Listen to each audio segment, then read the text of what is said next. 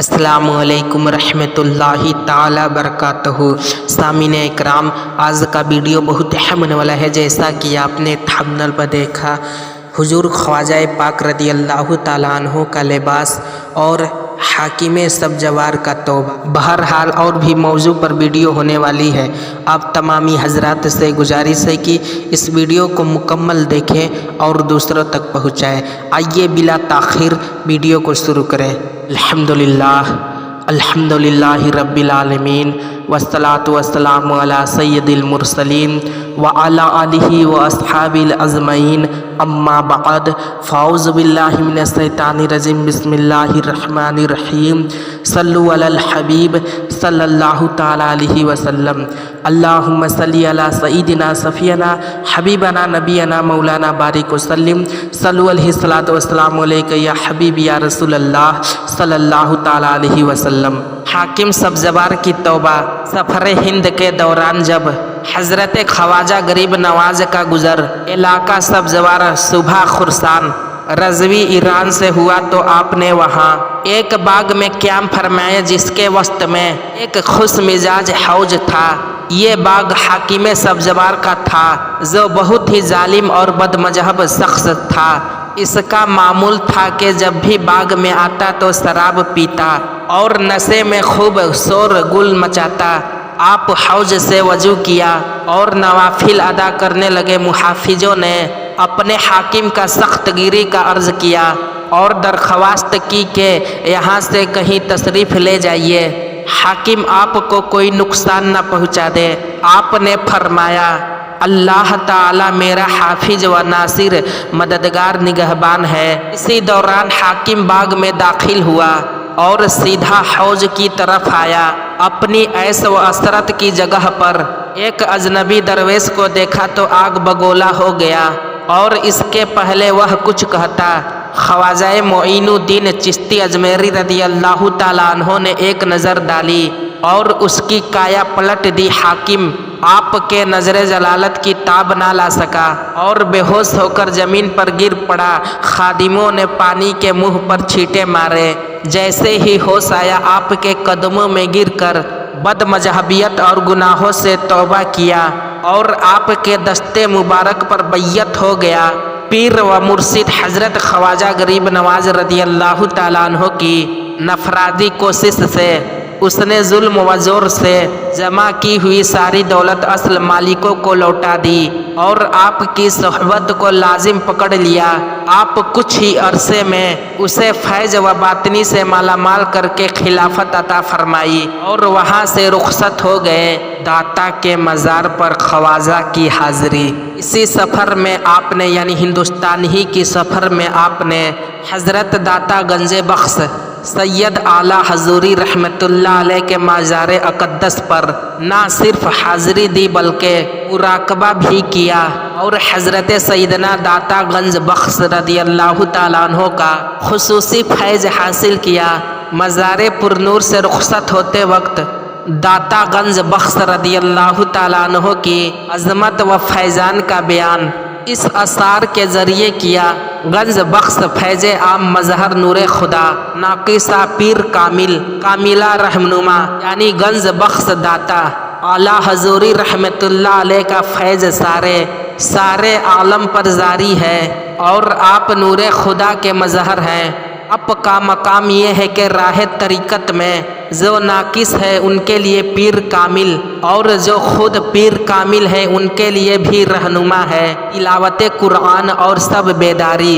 हज़रत सैयदना ख्वाजा मोइनुद्दीन चिश्ती अजमेरी रदी अल्लाह ताला अन्हु का मामूल था कि सारी रात इबादत इलाही में मशगूल रहते, ताकि ईसा के वजू से नमाज फज्र अदा करते और तिलावत कुरान से इस कदर मुहब्बत था कि दिन में 2 कुरान पाक ख़त्म फरमा देते। दौरान सफ़र कुरान पाक की तिलावत जारी रहती।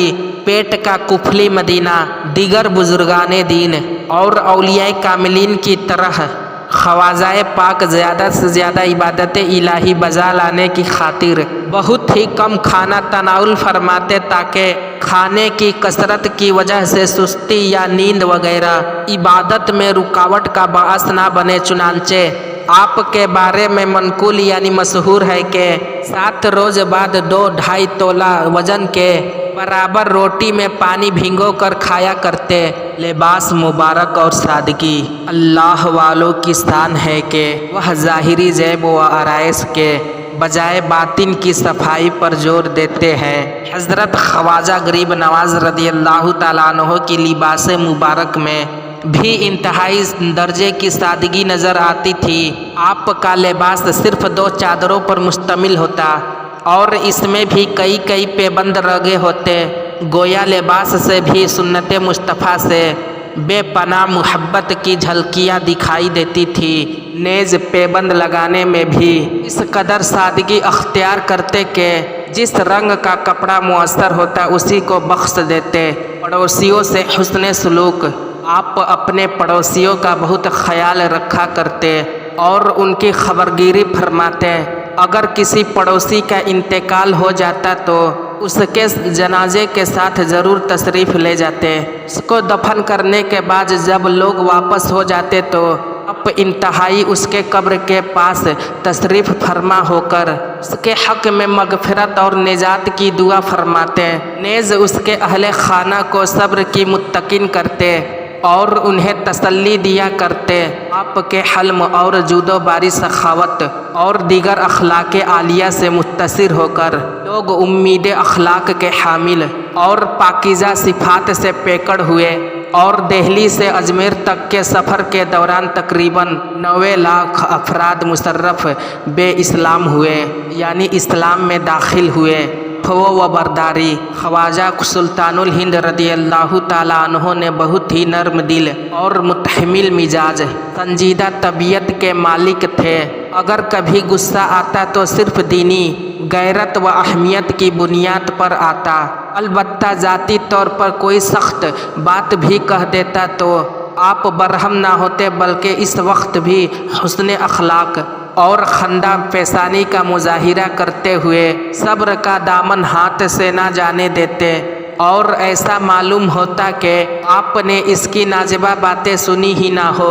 خوف خدا حضرت خواجہ غریب نواز رضی اللہ تعالیٰ عنہ پر خوف خدا اس قدر کا غالب تھا کہ آپ ہمیشہ خشیت الہی سے کانپتے اور گر یہ بازاری کر کے خلق کی خدا کو خوف خدا کی تلقین کرتے ہوئے ارشاد فرماتے ہیں، اے لوگو تم اگر زیر خاک سوئے ہوئے لوگوں کا حال جان لو تو مارے خوف کے کھڑے کھڑے پگھل جاؤ گے۔